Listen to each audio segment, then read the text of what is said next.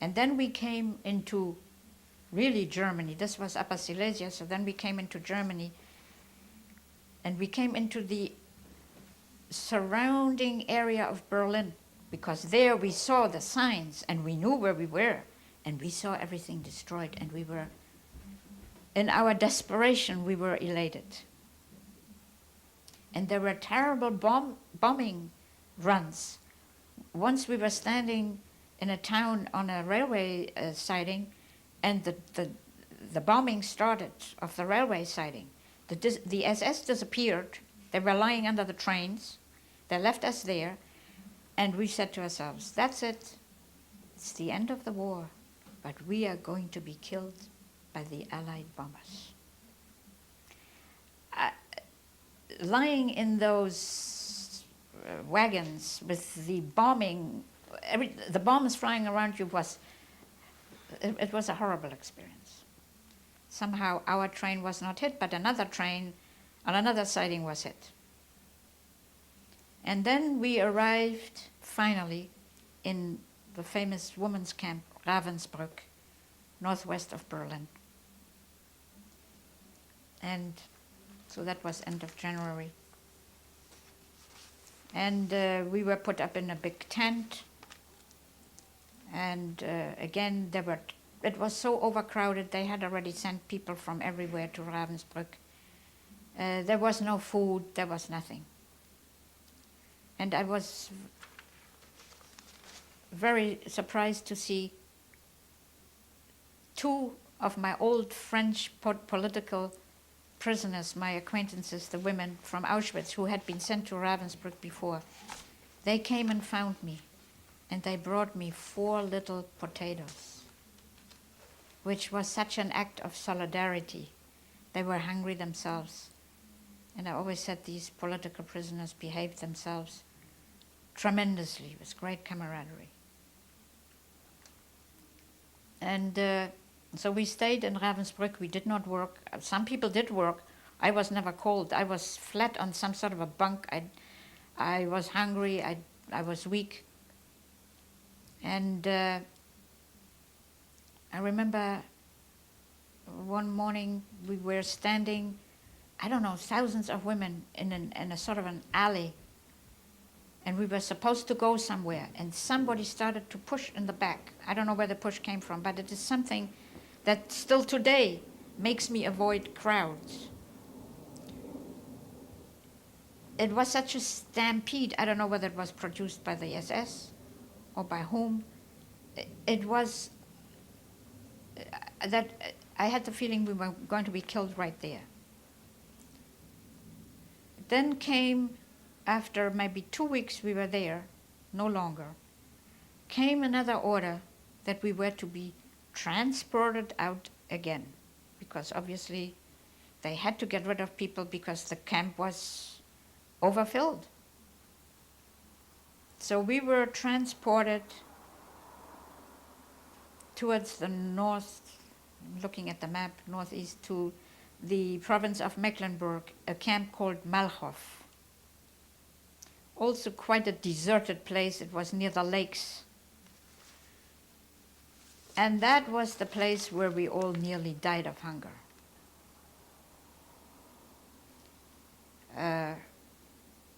Some people worked there. I did not. Every day there was less food. Finally there was one bread to be divided by 7 or 9. And we saw people becoming skeletons. People lost their nerve, they fought with each other. Some people kept up political discussions, literary discussions, just to forget the horrible hunger we were suffering.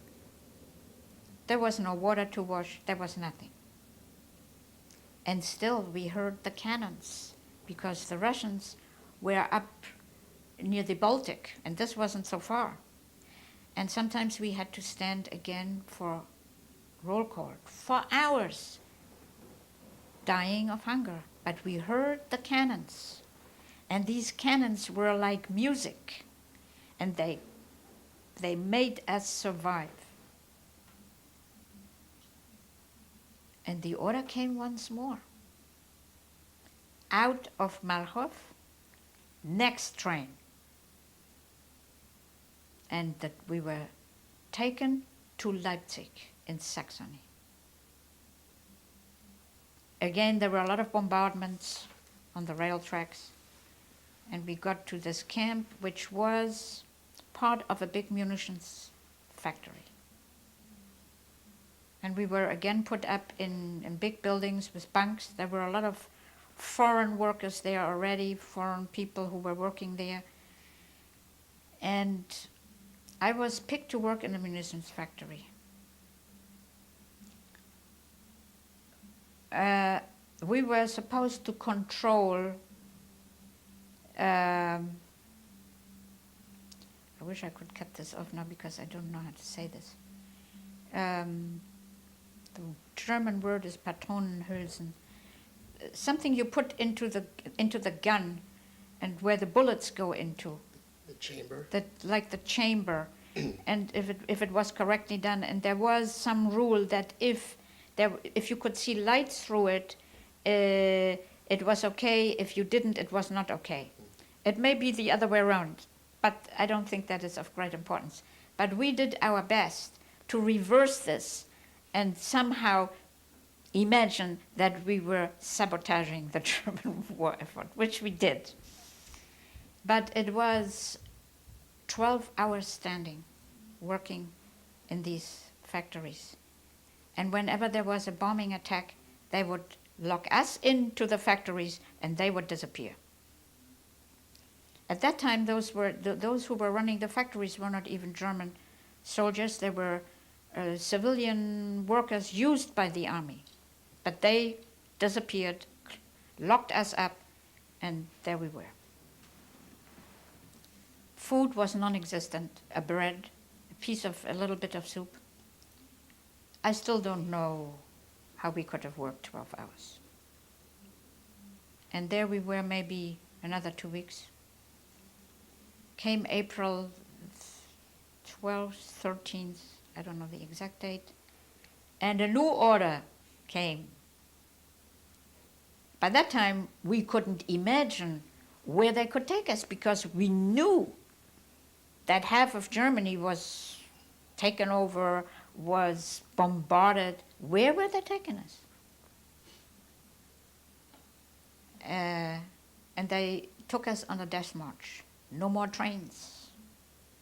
From Leipzig to Dresden, which is not a tremendous distance, but still, it's many kilometers.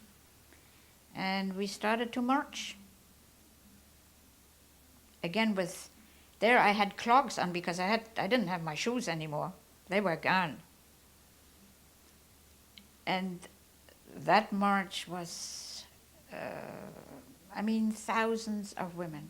And then you saw other people marching. They came from everywhere. But here we were, of course, again with the SS. And on that march, we realized that the SS was starting to be demoralized. They were talking among each other. They didn't care anymore. Still, they were telling us, you make a false step, you jump, you go, we shoot you. And there came a moment during the night where we saw alongside the road some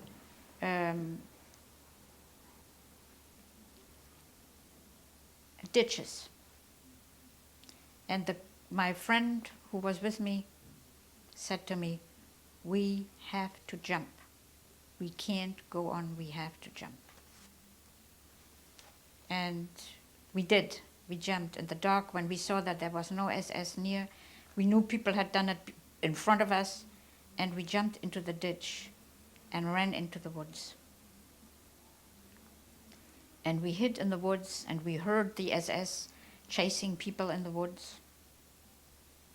And the first thing, of course, we did is take off our prisoner garb, and we just wore what we had already put underneath, which we had stolen before, because we knew something like this would have to happen. So we stayed in that wood, in those woods, overnight.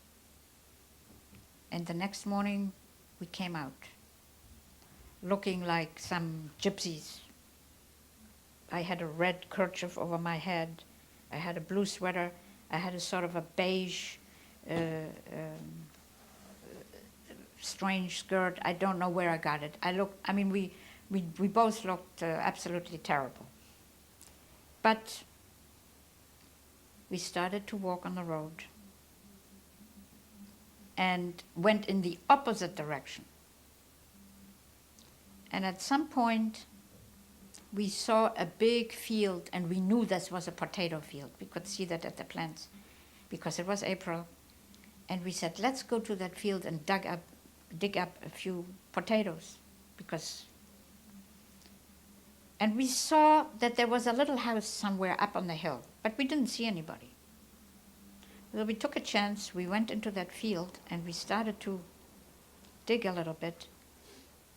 And we hear a voice screaming in German, "Stop!" And we looked, sure enough, there he was, a German soldier with a carbine pointed at us. And he came down running towards us, pointing the gun at us, and said, "Who are you?" And he knew, because he saw all the columns before us, so he said, "You must be a bunch of Jewish women running away. I will wait till the next column," he said, "and I will bring you to the next SS man." To us, this meant we were finished. And the next column came, and it so happened there were two high officers with that column.